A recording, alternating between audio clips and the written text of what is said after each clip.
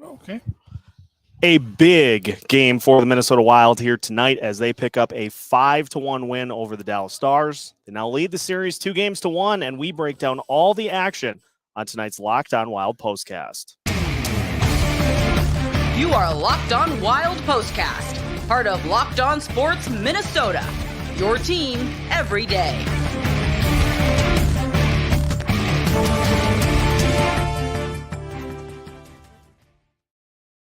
Minnesota Wild win Game 3 by a score of 5-1 to take a 2-1 lead in this best-of-7 series. And we begin tonight's Locked On Wild postcast. Seth Topal joined by Kevin Gorg live from the Xcel Energy Center. Boy, this was a lot of fun tonight because it was one of those games where there just are so many people that step up and play big roles. It seemed like pretty much everybody out there on the ice that played had a significant role in this one, but let's get the bad out of the way first. Obviously, Eriksson Ek started the game. Everybody was excited to see what he could do, and did not last long. Yeah, really sad for him, and obviously a big loss for the Wild. Who knows now as they go back and reassess that injury. I thought Ryan Carter made a really cool point on our broadcast on Valley Sports North, saying he's been through similar injuries, and he said the one thing you can control is when you're practicing and trying to get back in the lineup, you know where you're going at all times. Every motion you have on the ice, you control. When you get in a game, that changes, and even one bad step can really re-aggravate things, and that's clearly what happened with Ek tonight. And you talk about a team that last year did not handle adversity well in that series with St. Louis. You're back home, the place is going nuts, and the opening shift, one of your most important players gets hurt, and about 40 seconds later, you take a penalty and you're shorthanded. The air is out of the balloon, and it's a critical point in the game already, and I thought the Wild handled that very well, and that penalty kill got them back on track for what was an awesome effort tonight.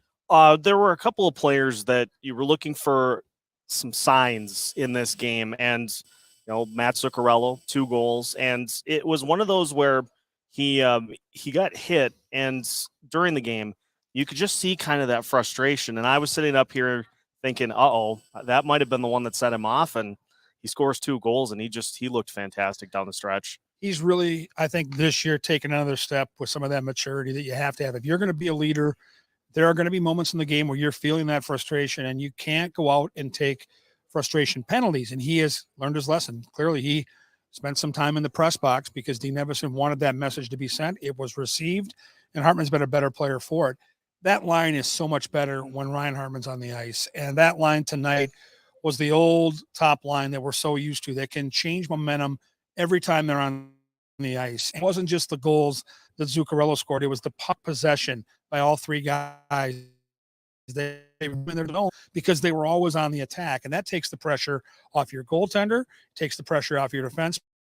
It's momentum in front of a crowd that was just waiting to cheer, and the crowd fed off what that top line was able to do. They really set the tone. Last year, we saw this team. You had Kirill Kaprizov with all of the goals that he scored, but we were waiting for other players to step up. We just alluded to one in Mats Zuccarello, but how about that second line with Matt Boldy and Marcus Johansson? They just ran wild in this game. When you think about the moves that Bill Guerin made right before the trade deadline up to the actual day, and you think about 2 players specifically, Gustav Nyquist, Marcus Johansson, and you look right now at what this team has as far as depth of top-end talent and weapons that can create offense. You're talking about Marcus Johansson. This guy looks amazing. He spent some time with the Wild during the pandemic, but was never healthy and never looked like this. Just a completely different player. And I think Matt Boldy's unlocked another level in his game, but the goal he scored tonight, even though Boldy had a help run, was all him. And that's just creativity at its best, skating ability, and then able to finish when he gets a chance on a world-class goalie like Ottinger. And then let's talk about Gus Nyquist, because here's a guy with playoff experience. Here's a guy that's played in now 8 Stanley Cup playoff situations on a bunch of different teams, made a cup run with San Jose. Every game, this guy's making big plays, Seth. The impact he brings on the offensive side of the puck is unbelievable. But then just listening to Dean Evason here a few minutes ago downstairs, it isn't just the offensive side of things. He's just a hockey player. He defends well. He's able to help get the puck out of the zone. He covers well. There's nothing this guy can't do. So these are players that have really put the Wild in a good position here. I'm trying to remember back, but this is going to go up near the top of the list for me in terms of favorite Marcus Foligno games. Just he scored on the power play. He was just throwing his body around all over the place, and he seemed like he really helped set the tone against this Stars team that at the end of this game, they had that look of a team that just was ready to go on to Game 4. Yeah, and I think they'll bounce back and play much better on Sunday. No question, Dallas is an unbelievably good hockey team. But to your point, Marcus Foligno's had a lot of really good games in a Wild sweater, but you'll be hard-pressed to find one where he made more of an impact in a hockey game. Yeah, the goal was amazing, and the extra emotion of celebrating twice with the review, really cool. The physical play, knocking Jamie Benn on his back end, that's a message sent. 4 different situations where he skated right in front of the Dallas Stars bench and basically offered up, anybody, come get me, I'm here for you. The Wild bench, I was in the tunnel most of the night right behind Dean Evason in the Wild. They were going crazy. I mean, this guy, every single shift, was getting the crowd into the game, was pumping things up, making smart plays, winning board battles. I mean, literally, if you want to see Marcus Foligno at his very best, just bottle this game up and hope he can repeat it, because he was at a different level tonight. You talk about the effect that having last change brings. Jason Robertson, I think, near the end, he may have got one more shot before the game ended, but 3 shots. Yeah. And that top line for the Stars just was quiet tonight, and that is, for a team like Dallas, they go as that top line goes, and those guys were just not a factor here tonight. And credit Minnesota, because I think they really made life hard on Dallas leaving their zone. The one thing Dallas was able to do in Game 2 was to easily leave their zone and to get speed to the neutral zone more often than not, Seth, with numbers. That didn't happen tonight. Odd number rushes were non-existent for Dallas because of the Wild's discipline on the forecheck. Their defenseman pinched at the right time. Their third forechecker was in the right spot. They were fast getting back. They played quick. They played heavy. And they never let Dallas get to their game. Now, certainly a coach like Dallas has, who's been down the road, been to Stanley Cups, Pete DeBoer is an excellent coach. There's going to be adjustments made. They're going to mix some things up. I'd be surprised if it isn't a completely different looking Dallas Stars game. But if Minnesota can play like this, I'll tell you what, they are a very hard team to play against. And I remember the game in Colorado late in the regular season when the Wild were still dueling with both Dallas and Colorado for that division title, and hearing the Avalanche players and their head coach after that game. This is a team that's just a few months removed from winning the Stanley Cup. So they're the big dog out there on the playground, and they were gushing about how difficult it was to play against Minnesota and why that team has a game that's going to be hard for anybody in the playoffs. And to validate that they weren't just blowing smoke, take a look back at how Colorado played down the stretch. A throwaway makeup game in Nashville on the final night of their regular season, second of back-to-back with travel. They had all their players out there because they did not want this matchup. So That's kudos to Minnesota for the way they play, and they showed it tonight. Yeah, and you look at that series with the Kraken right now. It's not a series that has a ton of physicality. Colorado's trying to win that with their speed. So yeah, it would be interesting to see what happens, but we got a long way to go before we get to that point. No question. Let's talk about that third line D pairing. John Klingberg back in the lineup here tonight. That's a fun mix with him and Brock Faber. Faber playing like a 15-year vet at this point, but those guys feed off of each other really well. I think they mesh well because of their skill set.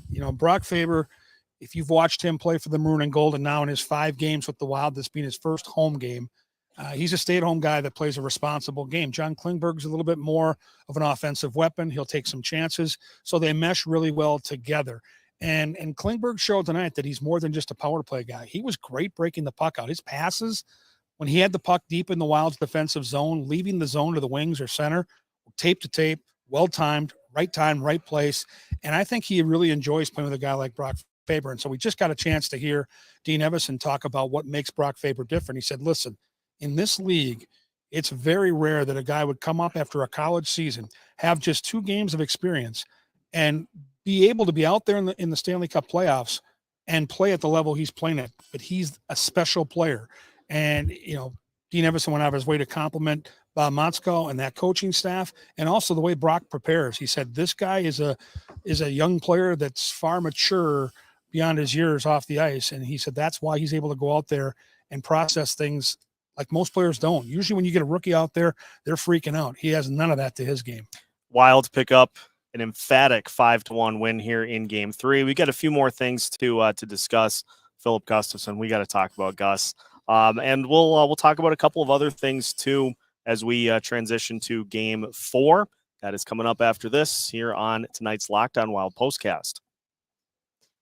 Continuing tonight's Locked On Wild Postcast, Seth Topal joined by Kevin Gorg. Wild win 5-1 here in Game 3. They now lead 2-1. And again, you go to Filip Gustavsson. He was great tonight. But like we saw in Game 1, the defense in front of him, Dallas did not have a lot of opportunities right in front of the net.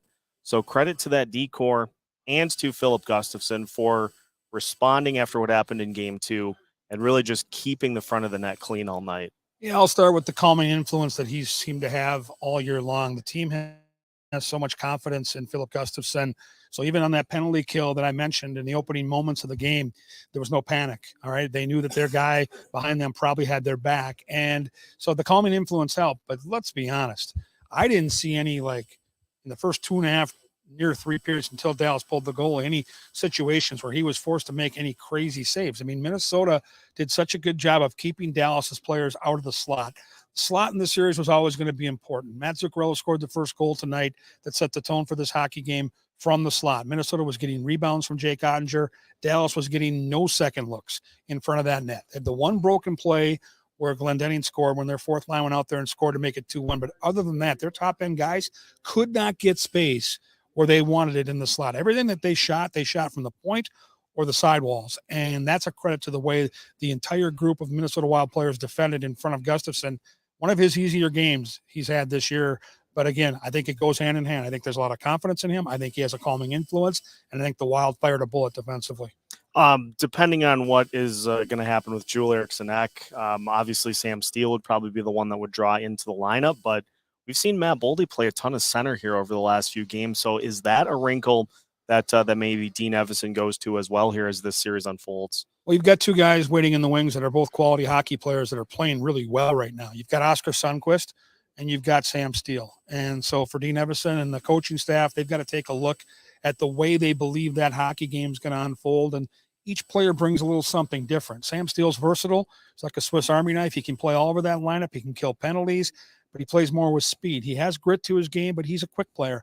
When you look at Oscar Sundqvist, he's a big, heavy player that can go to the net. He can do damage defensively, covering people, stapling people to the walls. He's got playoff experience. He's got a Stanley Cup in his hip pocket. So you can make an argument either way. And before I forget, because I'm old and sometimes I forget things, let's not rest on the impact that the injured player had before this game started. Mason Shaw did Let's Play Hockey. And if you weren't here or maybe didn't get to your television in time, and we showed it on our broadcast, that's as good as I've ever seen. The place went nuts. He told me at Tria Rink last week how excited he was to do this. He said, keep it a secret. The boys don't know. And I just got done talking to some of the Wild players in the locker room, and they were so excited to see what Mason Shaw brought to this game. And you know the heart and the passion this kid has. So kudos to young Mason Shaw. Yeah, honestly, that's one of the coolest things I've ever seen. It just he was just electric in that aspect, and the crowd responded to it, and it just set the tone for the game. Minnesota Vikings were also here today too. There was a little contingent, TJ Hawkinson. So it was a combined effort from Shaw and from the Vikings too to help bring this win in. Yeah, fun to see the Vikings tight ends in their Wild jerseys with their names and numbers. And, you know, Andrew Haidt does such a good job. He does so many things behind the scenes for this organization. But one of the things he helps out with is when other players from professional sports teams here in town come to a game, he hooks them up. And he got those guys good seats, jerseys, and the boys promised if they were on the Jumbotron, they'd slam beers and get the crowd going. And guess what? The Vikings tight ends delivered. Absolutely brilliantly played. Place went nuts, and just another layer of fun. I think if you were here in attendance tonight, the 19,000, I'm sure they're still in St. Paul causing a ruckus because it was a party. And then the other thing that we haven't talked about yet, we saw Matt Dumba go through being, you know, arch enemy number one in Dallas and the treatment he got. Well, Wild fans took it to a different level tonight with a guy that used to play here that was beloved when he did so. They no longer look at Ryan Suter the same way, not just the booing when he had the puck emphatically, but they had the Suter sucks chance. It was another layer of excitement for this Friday night crowd in St. Paul. Yeah, I kept track during the game. I don't think they missed a single opportunity to throw that out there. Oh goodness. It was just, it's such a fun atmosphere. And you know, as you alluded to, Dallas they're gonna try to respond in game 4. So it's going to be all hands on deck as it is in the postseason, and an opportunity to take Dallas's best swing on Sunday and to dish one back too. Yeah, I think Minnesota right now has got an awful lot of confidence, but I love what Mats Zuccarello just said, and he was in the presser area with Marcus Foligno, and he looked at the assembled media and said, listen, I was just asked about game 2. You have to forget it that night and move on. He said, it's the same thing when you win. You have to forget it and act like it never happened, so you come back just as hungry in that next game. And that's going to be the challenge for Minnesota, because between now and Sunday, Seth, everybody's going to be pumping their tires. Everybody's going to be thinking about that 5-1 game.